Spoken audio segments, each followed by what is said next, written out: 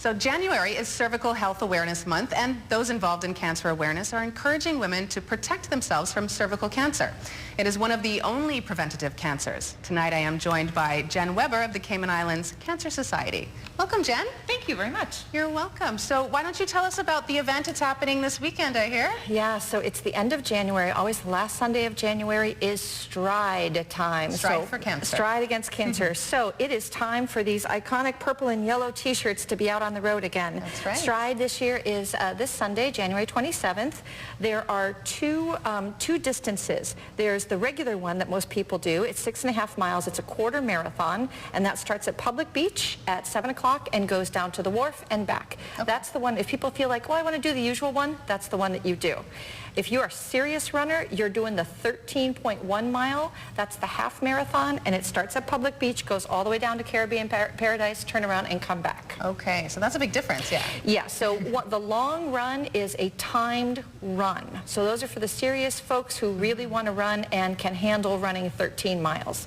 The other one is 6.5 miles. It really doesn't matter what your time is. It's not timed. It's for fun. Some people run, some people walk, hop, skip, jump. It doesn't matter to us. Stride.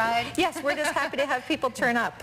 And these are the shirts. We have the t-shirts and the tank tops again this year. Lots of great sponsors. Yes, we do. And the big thing that we want people to remember is that they can make a team and they can write the name of a person that they're striding for. I stride for, my Grandma Betty, my friend Mary, whatever, and turn out to show their support for the fight against cancer. And this is not particular to cervical cancer, or just... No, so the purple guy here is lavender, because lavender is the color of all cancers. And so this is our annual fundraising event that raises money for our financial aid program. Last year we spent about $400,000. This will raise about $50,000. It's a big help to us. If people turn up to help us with this, it'll help us help others in the community. So in talking about cervical cancer in particular, how is that preventable, and how can this money help for that? Okay, so the Cancer Society does provide year-round vouchers for Pap tests. So cervical cancer is easily detected by getting a Pap test. And if someone can't afford to get a Pap test, they can come to our office. We'll check about your insurance. If people aren't sure if their insurance covers it or not, just come and see us. We're charity workers, but we've become experts on wellness benefits. Yes. And so we can explain insurance to them and tell them if their insurance will pay for that or not. And if it doesn't, we'll give them a voucher. We'll take care of that for them. Well, that's great. Yeah, and it's something that's been around for, gosh, at least 12 years. It's one of the 5 charity voucher programs that the Cancer Society provides year-round. But something that's even more important is that's how you can get it detected as early as possible through a Pap test. Before that, there's a vaccine called Gardasil vaccine, and that's available for girls and boys over the age of 11. Boys too? Yeah, girls and boys. It's not because boys have a cervix. It's because boys, I think the medical term is boys are the vector, girls are the receptacle. Okay. So boys can be vulnerable to the HPV virus because it can give them warts on their private parts. And so if they get this vaccine, they won't have that in the future. And women, it's HPV. And so HPV is something like a flu virus that people get. Right. And normally we get it, we clear it, we don't even know that we had it. But if it lingers around too long, it can turn into those warts for the boys, and it can settle in a woman's cervix and develop into cervical cancer. Right. So if people don't want to actually go the route of the Cancer Society, can they go straight to the hospital to get Yes. these? Okay. The vaccine is available free through public health. You have to call them to get the exact hours, but it's something that the Cancer Society provides to public health, so people can go there and get that free. And for girls who are in year 7, so 11 years old turning 12, they can get it free through public school with parent consent. The public health nurse goes to the school and provides it for everyone.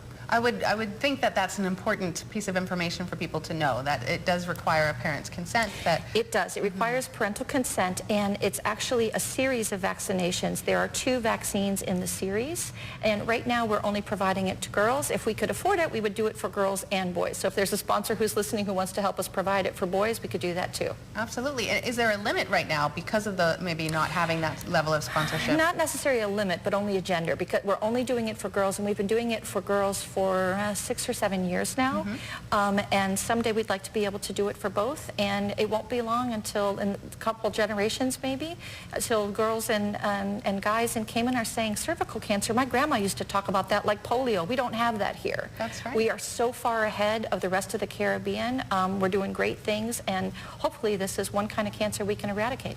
Amazing. So how many numbers, like what are the numbers like of how many girls or boys getting the vaccine and from the Cancer Society sponsorship? It's every year it's open to all of the girls who are in public school. So I'm not sure exactly what the number of girls available actually who are attending school in public school in year 7. It's available to everybody. Exactly how many girls get it with their parental consent, I'm not sure, but it's everybody who wants it. It's important to us. Parents can decide if they want to get that vaccine for their children or not. It's important to us that parents have the ability to make that decision based on whether they want it for their child or not because they can afford it or not. Right. You know, parents shouldn't have to make the decision if they can afford to save their child's life or not.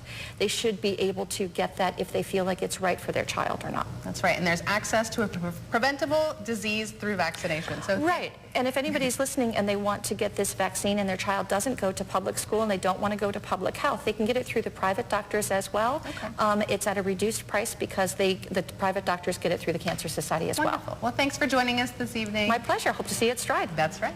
So stick with us. We'll have more news after the break.